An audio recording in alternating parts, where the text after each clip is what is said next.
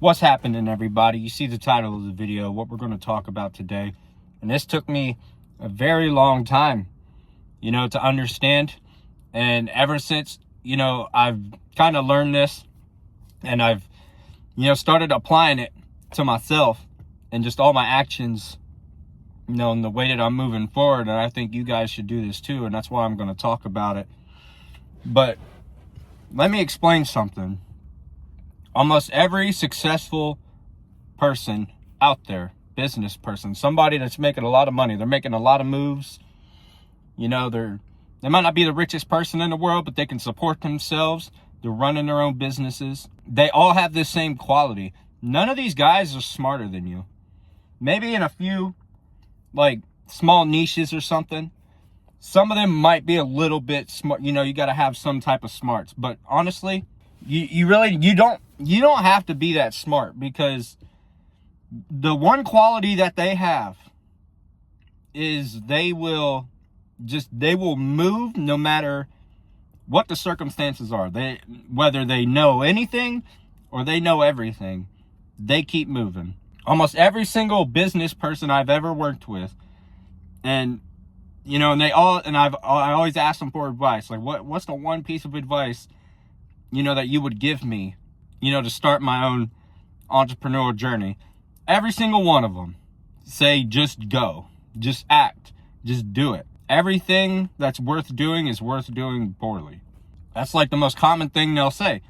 And it's true, because some of these guys that I've worked with, they are dumb as fuck.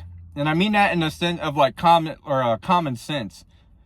Because a lot of them, like the one I'm working with right now, he can't spell anything. But he's a multi-millionaire. He makes millions of dollars a month. And he can barely even spell simple 4-letter words.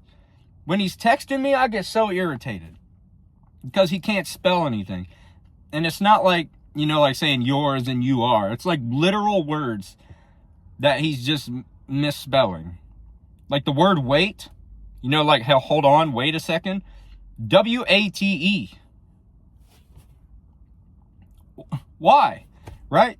And so, a lot of them aren't that smart. They're not afraid to make a move. And that's what holds everybody behind. That's what held me behind, is I was afraid I was afraid that I looked stupid. I was afraid that I didn't know what I was doing. Overanalysis, paralysis, just literally overthinking everything to the point to where I never even would make a move. I would think about it so extensively, and I would research it so extensively to the point to where it got exhausting. It almost started becoming it becomes like a physical pain. The overthinking, the anxiety gets so strong. And that's just how it felt for me. And, you got to learn to just keep it moving. Gotta learn to make a move. The best things that have happened in my life now, once I learned this, and I started thinking back on it, literally, all the good things that have happened to me, I was scared as fuck, when I went to do it. Or maybe it was a certain job, that I was really nervous about getting into, and then I took it, and then I ended up meeting somebody, that provided some value to my life, like mentors. I've had about 4 to 5 different business mentors that I've been learning from the past few years.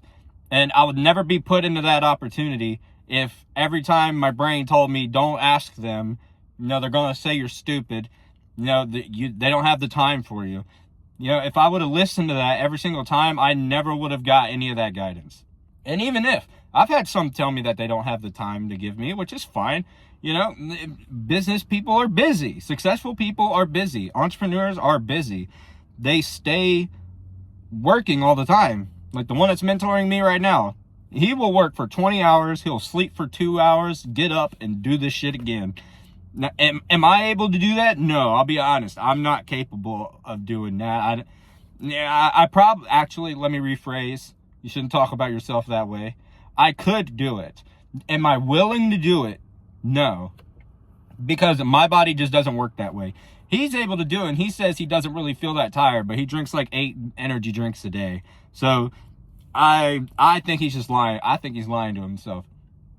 But that comes back to, they do whatever they have to get their work done. He's 60 years old. Should he be chugging that many energy drinks? No, but he does it anyway. And he keeps moving. And, and I never would have learned these things if, I didn't ask these guys for guidance. And every single one of them, while they've pretty much, at the core say the same thing, like you just got to keep moving.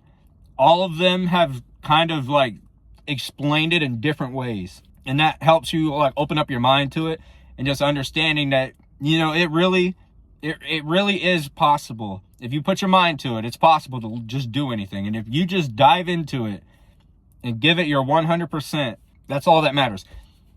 And, and me personally, if I'm going to fail, because I know failing is going to happen, it's part of life. If you're going to fail, I would rather fail, putting 100% in. Like, if you fail putting in 5%, you knew, like, at that point, you're like, you're going to fail. You knew you were going to fail. You knew nothing was going to come of it. So if you only put 5% effort in, like, are you ever going to, like, actually succeed at whatever you were trying to do? Probably not. But if you registered in your mind that failing is okay, and it is a necessary, stepping stone to growth, it's really not that bad. You're going to fail a lot. And most people that never act because they're afraid to fail don't even realize they're failing almost every day on like a daily basis. People fail at things all the time. Even things like that you're not aware of.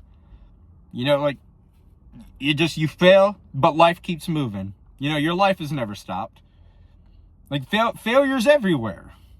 You might have been late to work 2 minutes. Well, guess what?